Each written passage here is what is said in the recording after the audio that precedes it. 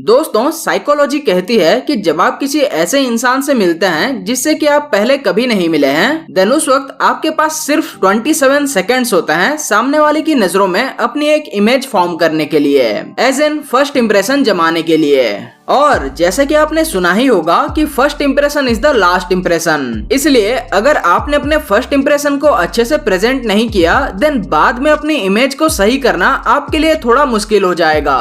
तो दोस्तों, आज इस एपिसोड में मैं आपको बताऊंगा कि कैसे आप अपने फर्स्ट इंप्रेशन को बोल्ड एंड अट्रैक्टिव बना सकते हैं। और आपको ये बताने के लिए मैं हेल्प लूंगा मार्वल के लेजेंडरी कैरेक्टर टोनी स्टार्क की, जिसके अट्रैक्टिव पर्सनालिटी के बारे में आई डोंट थिंक कि आप लोगों को बताने की जरूरत है। So hi friends, I am Pranab and this is the boring super hero.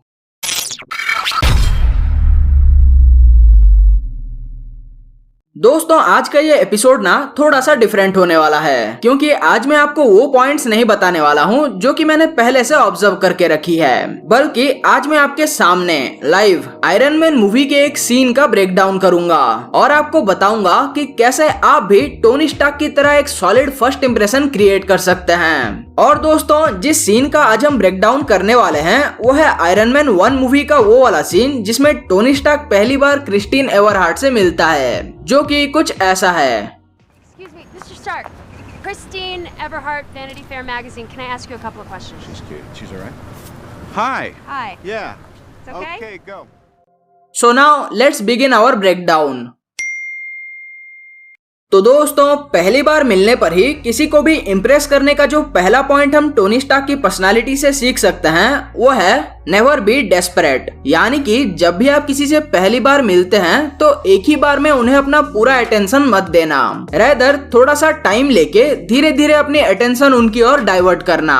क्योंकि अगर आप एक ही बार में उन्हें अपनी फुल अटेंशन प्रोवाइड कर देंगे, देन इससे उनके सबकॉन्शियस माइंड में ये इन्फॉर्मेशन फीड हो जाएगी कि यू आर एन अंडरडॉग, यानी कि आप उनसे बात करने के लिए डेस्परेट हैं, जो कि इन रिटर्न उनकी नजरों में आपकी वैल्यू कम कर देगी। सो नाउ चलिए देखते हैं कि टोनी स्टार्क इस पॉइंट को कैसे फॉलो करता है। Mr. Stark. Christine Everhart, Vanity Fair magazine. Can I ask you a couple of questions? She's cute. She's all right. Hi. Hi. Yeah. It's okay? Okay, go. जैसे कि आपने देखा कि जब क्रिस्टीन ने टोनी को पीछे से आवाज लगाई, तब टोनी ने एक बार में ही अपना पूरा अटेंशन उसकी तरफ डाइवर्ट नहीं किया, रेदर उसने पहले क्रिस्टीन की बात सुनी, हैप्पी से कंफर्म किया, फिर धीरे से क्रिस्टीन की तरफ मुड़ा और फिर टोनी ने उसे परमिशन दी कि हाँ, क्या बात है, बोलो। Christine Everhart, Vanity Fair magazine. Can I ask you a couple of questions? She's cute. She's all right. Hi. Hi. Yeah. It's okay? Okay, go. और दोस्तों, आपको भी कुछ ऐसा ही करना है। दोस्तों, अपने फर्स्ट इंप्रेशन को टोनी स्टार्क की तरह अट्रैक्टिव बनाने के लिए जो दूसरा पॉइंट आपको फॉलो करना होगा वो ये है कि जब भी आप किसी से पहली बार मिलते हैं, देन आपको उन्हें अपने बारे में कुछ भी बताने से पहले उनसे उनके अपने बारे में एक ऑड सवाल पूछना है, जैसे कि उन्होंने नाश्ते में क्या खाया था, या उनके पास कार है या बाइक, या जैसे कि टोनी ने यहाँ किया है, आप उनसे उनके स्कूल या कॉलेज के बारे में पूछ सकते हैं। और जब आप उनसे ये सवाल पूछ लें, तब आपको उन्हें अपने बारे में बताना है। फॉर एग्जाम्पल, चलिए देखते हैं कि टोनी ने इसे आखिर कैसे हैंडल किया। Let me guess. Berkeley? Brown, actually. Well, Ms. Brown, it's an imperfect world, but it's the only one we've got. I guarantee you the day weapons are no longer.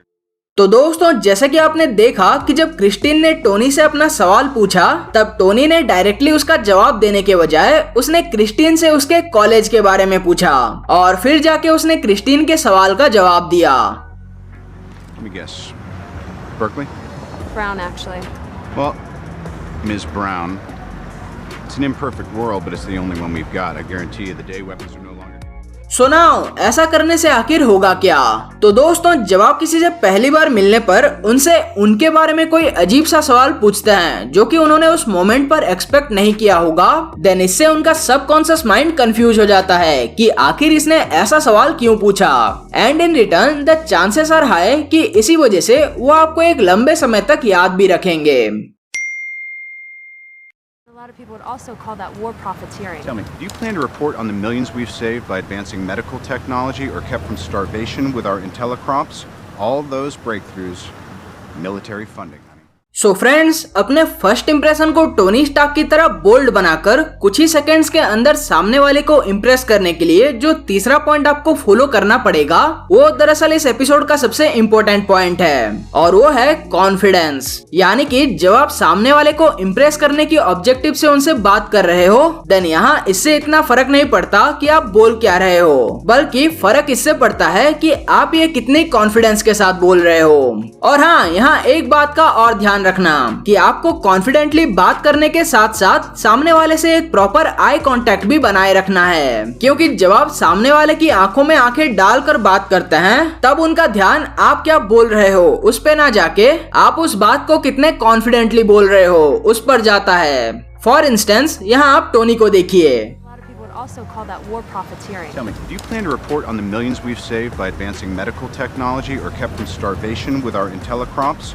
All those breakthroughs, military funding. अब दोस्तों, जब आप किसी के साथ एक confident voice और solid eye contact के साथ बात करेंगे, देन इससे सामने वाले का रिएक्शन कुछ ऐसा होगा। IntelliCrops, all those breakthroughs, military funding, honey. और दोस्तों, इसके आगे इन दोनों के बीच जो गिली गिली छू होता है वो मैं यहाँ आपको नहीं दिखा सकता, उसके लिए आपको मूवी देखनी पड़ेगी। तो दोस्तों, ये थे टोनी स्टार्क की कैरिस्मेटिक पर्सनालिटी से 3 ऐसे पॉइंट जिन्हें कि आप भी अपने डे टू डे लाइफ में फॉलो कर सकते हैं जब भी आप किसी से पहली बार मिलते हैं। नाउ, ये एपिसोड आप लोगों को कैसा लगा वो आप मुझे कमेंट्स में जरूर बताइएगा। तो अब मैं आपसे मिलता हूँ ऐसे ही किसी दूसरे एपिसोड में। एंड टिल देन, एपिसोड को लाइक कीजिए, चैनल को सब्सक्राइब कीजिए and be the boring super hero.